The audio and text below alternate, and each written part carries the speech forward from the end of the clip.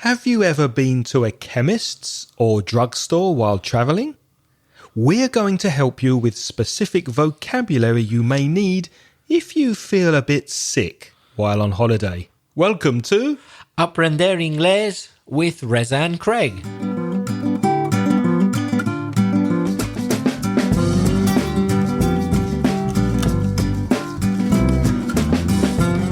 Hello, my name's Craig. Hi, my name's Reza. And together with over 45 years of teaching between us, we're going to help you grow your grammar, vocalise your vocabulary and perfect your pronunciation. How are you, Reza? I'm feeling very well, Craig. And you? That's good that you're feeling well because you have no need to go to the chemist's. Well, I do. I'm feeling well, but I still need to buy some eye drops. But we'll talk about that in a minute. Okay, let's do that. But first, we have a voice message from our friend Mamin from Biescas. Hi Craig, hi Reza, this is Mamen from Biescas. How are you doing? I've just listened to your podcast, the one about sex. I love it. I mean the podcast, of course. I also love the Bea's voice. She has a lovely voice and I could understand everything that she said, and that's amazing. I also want to share with you that I'm traveling to Brighton in January. So I'm so happy because finally I'm going to visit my friend Amaya, who is living there since 2010, I think. Maybe before, but I don't remember. And also I want to ask you if you could help me with one issue. Yesterday I was watching a series and they use a sentence that I didn't know the meaning, so maybe you can help me. It was something like fair enough, something like this. If you could help me, I'll appreciate. And I think that's all for now. So from now, a big kiss and a big hug. Bye, guys. So we have another Bea-holic, another fan of Bea's podcast on sex. Thanks, Mamin, for your feedback. We really appreciate it. Yes, thanks, Mamen. As ever, it's lovely to hear from you, and your message is very clear. Although we have to be a pain in the neck and point out maybe one or two little things you could improve. Yeah, you said she is living there for. Use the present perfect continuous with that, Mamen. So she's been living there. I think you said she's living there, so it should be with been. She's been living there for 16 years or 4 or 5 years. She's been living there. Another thing is you talked about a serie or something like that. No, the word in English is a series with a final S. The singular has an S, a series. So it's TV series. And fair enough, the expression you heard on the TV series means, yeah, that's reasonable. Me parece justo. Está bien. If someone said you ask someone to take you to the airport when you go to fly to the UK and your friend says, yeah, I'll give you a lift to the airport, but would you mind paying for the petrol? Would you mind giving me money for the petrol? And you say, yeah, okay, fair enough. Está justo. Yeah, okay. Just be careful of the pronunciation because fair ends with R and enough begins with a vowel, e. So it goes together. So it almost sounds like fairy, which is other in Spanish. It's fairy, fair enough. Fair enough. It goes together. It's kind of one word when you pronounce it. Fair enough. There's one other thing you said, or rather you didn't say, Mamin. You said, I'd appreciate, but you need to add a word such as it. I'd appreciate it. I'd appreciate something. Appreciate is a verb which must have an object, complemento, always. So have a great time in Brighton. I hope you enjoy Brighton on Sea. It's a lovely, lovely place to visit. And have a good time with your friend. Yep. Next, we have an email from Angelica Bello, who is transcribing our Patreon transcriptions for people on Patreon. So quite a while ago, Angelica asked or requested this podcast topic. She said, I would like to suggest a podcast topic, vocabulary associated to the pharmacy. It could be from items you find in the chemist to common diseases and idioms, etc. Thank you very much, Angelica, alcoholic. Okay, first of all, the very basic words, Angelica. The place where you go is a pharmacy, yes, or you can also say a chemist's. If a chemist is the person, then their shop is plus apostrophe s, a chemist's. Like a butcher's is the shop of the butcher, or the baker's is the shop of the baker. It's quite difficult to say chemists. Chemists. It's good. It's difficult for Spanish speakers because of the consonants together. There's like 3 consonants together. Chemists. Craig, can you think of any other way of saying chemists or pharmacy? Well, in the US, you might hear the word pharmacy, but you'll probably hear the word drugstore. One word, drugstore. That's more common in American English. And when would you go to the drugstore or pharmacy or chemists? When you feel sick, when you feel ill, you could also use the expression under the weather, bajo de la clima o del tiempo. I feel under the weather means I don't feel well, I feel sick. So that's when you'd go to a chemist's for some medicine. Or you might also go before anything happens to you to prevent things from happening. For example, if you put cream on your skin, you'll stop it going dry. So sometimes it's for preventative treatment rather than when you're ill. Or sun cream to prevent you getting sunburn and burning in the sun if it's too hot. Don't think that would happen in the UK very often. Not much. Craig, what about if we go through a bit of vocabulary of things that people might look for? Yes, I think I know what Craig needs. He needs cough medicine.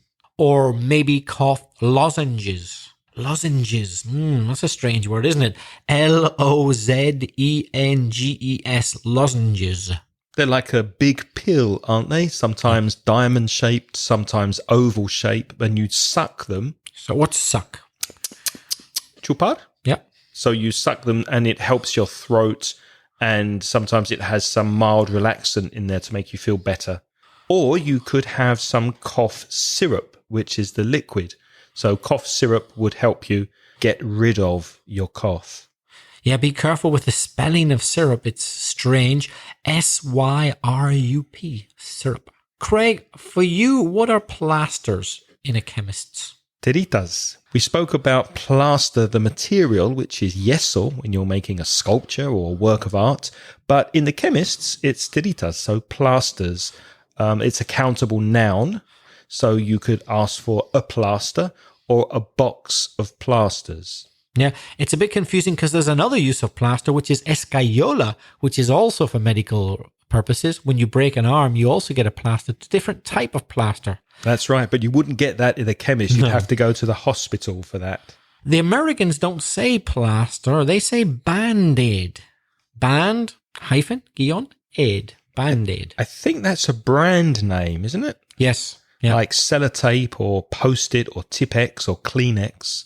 So, yeah, that would be a brand name, a Band-Aid. Sometimes when you read the box of plasters, there's a slightly more formal expression, which is sticking plaster. Might be written on the box, sticking plaster, because it sticks, se pega, sticks to your skin. How do you say vendaje in English? Bandage, with a B in English, A-B-C-D, B, not V. And there's a similar thing, which is a gauze, G-A-U-Z-E. Gauzes are gasas, to put on a wound, una herida. So if you have a wound, if you cut yourself or you fall over and you scrape your skin and your skin is open, you'd probably need to disinfect it with some antiseptic. So you can get antiseptic cream in the chemist or some antiseptic liquid, and you'd use that obviously before the plaster or the bandage.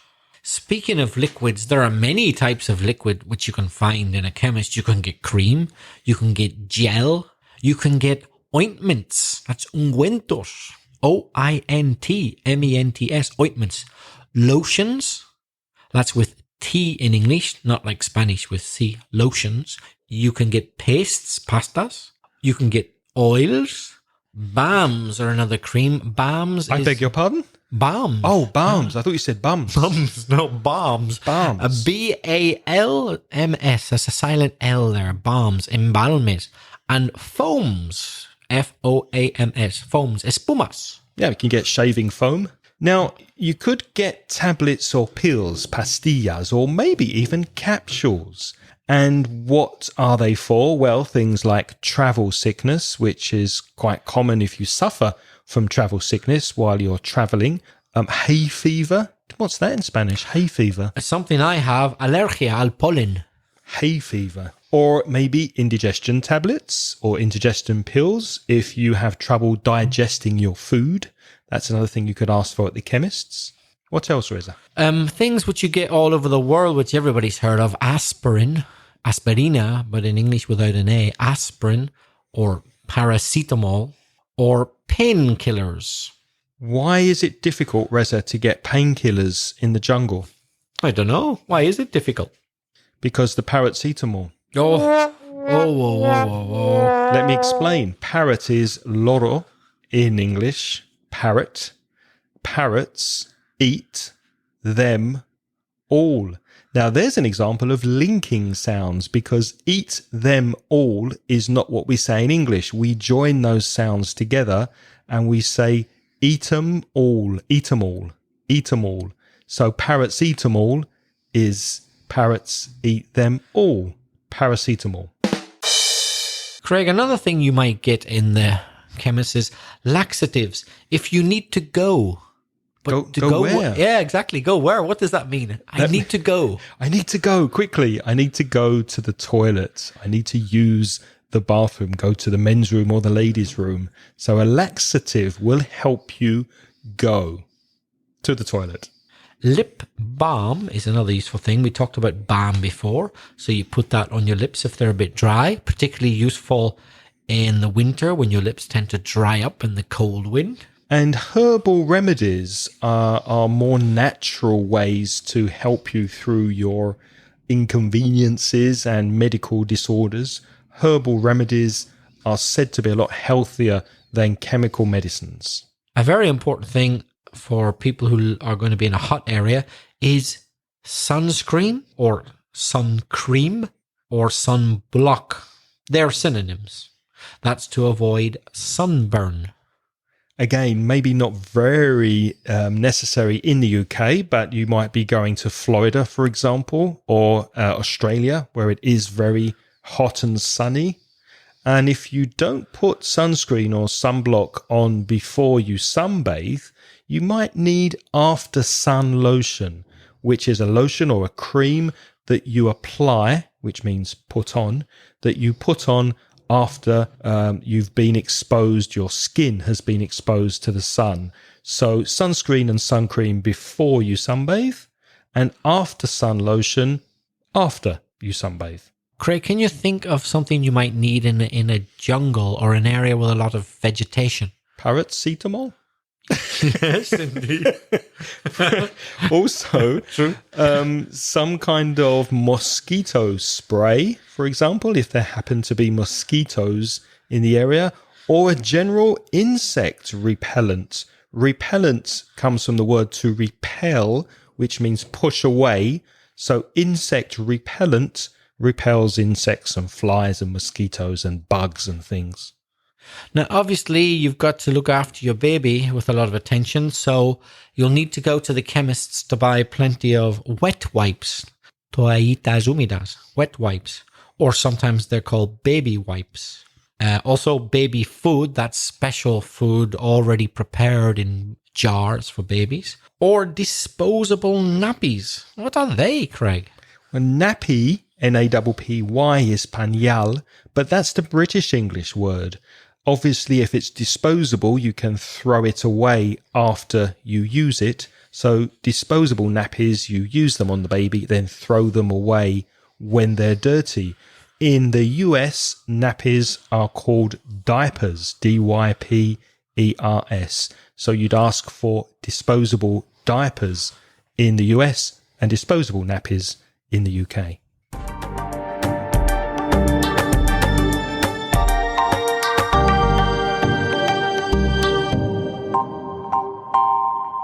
For bath time, after you've washed your baby, you might like to put baby powder on him. Something like Johnson's baby powder, or talcum powder, but specifically for babies, baby powder. Also, to make sure your baby doesn't get a bad stomach, an upset stomach, you might want to use sterilizing tablets. Is that for the water? Yes, you put them in the water with anything that the baby's going to use to drink or eat from, so the bottle or any plates or anything, just to make sure it's clean. Now, ladies, if you're on holiday and you have your menstrual period, which means you obviously need to go to the chemist to get some things to help you for a few days, well, things you need to ask for are tampons, very similar in Spanish, Tampons, so a box of tampons, or perhaps sanitary napkins, or sanitary towels, or sanitary pads. So they are absorbent items worn by women during the menstruation period. Or you could use a panty liner, which is an absorbent piece of material that absorbs liquid, and you'd use that inside your underwear. So just go to the feminine hygiene section and ask for sanitary napkins, tampons, or panty liners. And gentlemen, if you have, for example, been listening to our podcast, the episode about sex, and it's got you excited, you might have to go to the chemist and buy some condoms so as to take precaution. Condoms. In English, that's Condoms, not like Spanish. Condoms. In Spanish, they're also called preservativos, but be careful of the false friend, because preservatives in English is conservantes. Conservante. So don't ask for preservatives in a chemist, ask for condoms. Craig, if you didn't wear a condom and you had sex, then after that, you might have to get a pregnancy test kit. A kit to see if you're going to be pregnant or not. You usually buy that in a chemist's. Remember, all of these vocabulary items can be found on our webpage at inglespodcast.com/190. There's two things I have to buy today from the chemist. I have to buy eye drops because I suffer from very dry eyes. Do you? Yes. I didn't know that. Oh, yeah. I have to use eye drops at least twice a day, but sometimes 3 and 4 times. Is that connected to recently you had a cold and you haven't felt very well? No. For many years, I've had dry eyes. My eyes dry out very quickly, and they dry out even more quickly under air conditioning or central heating. Do you find it varies depending on what time of year it is? Is it worse in the summer, worse in the winter? The winter and the summer are the worst. Spring and autumn aren't bad. Winter because it's cold and dry, and summer because it's hot. Okay. For different reasons. Different reasons. So spring and autumn are okay. It's winter and summer that are the worst. Another thing I have to buy today, I really do, I'm not making it up, is earbuds. What are they? Not buddies, eh? They're not your friends, not buddies, they're buds. Earbuds. EARBUDS. Earbuds. They're those little short sticks with a cotton ball at the either end that you can put in or around your ear to clean them. That's interesting, because I would not call them earbuds. What would you call them? I'd call them cotton buds. Yes, sure. Because when you say earbuds, I think auriculares. That is another meaning of earbuds. You're quite right. But if you look at the packet, sometimes it says earbuds on them. Okay. Yeah. And one brand name that you could ask for is Q-tips. Right. Yep. Q-tips are bastoncillos de algodón. Yep. And I think in the US, you'd ask for cotton swabs. Swab, S-W-A-B, is something that absorbs liquid. If you watch those TV series where they're operating and the doctor says, nurse, swab, that means she has to put some absorbent cotton in the wound to absorb the blood and the liquid. So cotton swabs in the US, cotton buds or earbuds in the UK. And Craig, what do you need if your nails are long? Nail clippers, CLIPPERS, nail clippers, corta uñas, and then maybe a nail file. File, that's lima. Lima, yeah. Nail file. It's not un expediente. It's another meaning of file. Shall we go on and have a look at a few expressions? Yes, because you walk into a chemist or a pharmacy and you have to ask for things. You have to explain what's wrong with you and what you need. So here are one or two expressions that could help you when you're traveling and you need help from a chemist. You could begin with, do you have something for? And then you say what you need it for. So, for example, do you have something for a headache? Or do you have something for sunburn? Do you have something for this cut on my finger? Do you have something for? And if you have a headache, you might say, my head hurts. Or if you've cut your hand, you might say, my hand hurts. Mi duele. Or you've eaten something and now your stomach hurts. So you say, my hurts. Or I've got a pain in my. For example, I've got a pain in my head. I've got a pain in my leg, my knee. I've got a pain in my bum. Wherever your pain is, then I've got this pain in my, do you have something? Craig has a pain in his neck called Reza, which he can't get rid of. The word ache, we mentioned earlier, headache. Ache is A-C-H-E. Be careful with the pronunciation. You can have a headache, a toothache, earache, backache, or my favorite, stomach ache. I say my favorite because I love the mispronunciation. I think I've mentioned this before when some Spanish speakers say estomachache. I love that. No, it's pronounced stomach ache. And remember not to put the e at the beginning of stomach. It's not stomach, it's stomach. Stomach ache. Yeah. And again, the hard consonant at the end of stomach joins and links and enlace with the vowel at the beginning of ache. So it's stomach ache. Stomach ache. There should be a Spanish word, though, that is estomachache. It should be the name of an ancient South American tribe, I think. It kind of works, though, with the Aztecas, las Incas, and las estomachaches. It kind of works, I think. What do you think? Yep. Let me know. Send me a message about that. Tell me what you think. If you want to ask your pharmacist or chemist for recommendations, just say, can you recommend something for, and then you say the problem you're having. Can you recommend something for a headache? Can you recommend something for an earache? I could recommend reggaeton music for an earache. That will give you an earache. And Craig, you can't get anything you want just like that in a chemist. You can't just walk in and say, yes, I'd like some morphine, please. No. You need a prescription. You'll need a prescription, yeah. So some drugs are a bit ambiguous. So you might have to ask the chemist, can I get this drug without a prescription? For example, can I get antibiotics without a prescription? In Spain, you can for some, but in the UK, you can't get any antibiotics without a prescription. I don't think you can, no. What's prescription in Spanish? Receta del médico. And what's receta de comida? Recipe. Yeah, be careful of those two. Recipe for food, prescription for medicine and drugs. Yeah, don't go into the chemist and ask for a recipe because you might come out feeling as bad as you went in and only know how to make meatballs, which won't be much use for you if you have a headache.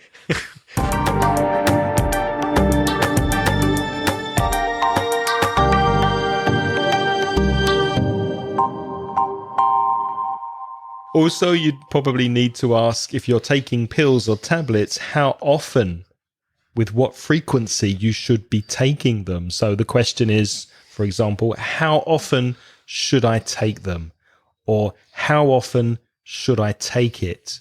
And you might hear the answer, well, twice a day, or once in the morning, once after breakfast, and once before dinner, for example. Twice a day or once a day. Another thing you might ask is, are there any side effects? A side effect is a secondary effect because many tablets can cure one thing but make another part of your body feel worse. You've got to be careful and ask about the side effects. Yeah, I'm taking pills at the moment for a medical condition, and the side effect is a very dry mouth. So I'm drinking a lot. So one side effect of these tablets is having a dry mouth. If you have an upset stomach and you can't stop going to the toilet, you might ask, have you got something for diarrhea? Diarrhea, similar to Spanish, but be careful with the pronunciation. Very strange spelling in English. And in fact, there are two ways to spell it, the American way and the British way. American is D-I-A-R-R-H-E-A and British D-I-A-R-R-H-O-E-A. There's an extra O in the British English. Now, difficult spellings for those two words. Yep. You might also ask the chemist, can I take this tablet, this capsule? Can I take this with antibiotics, for example? Imagine you're already taking one medication and you have to get another. You have to see if they can be taken together. They might have a very negative side effect if mixed together. So you say, can I take this with? Can I take this with alcohol? If you're on holiday, maybe you don't want to stop drinking Guinness in spite of the diarrhea. So can I take this with alcohol? Could be a question you might ask. On holiday, or if you're Irish, every day of the week you drink it as you don't want to stop.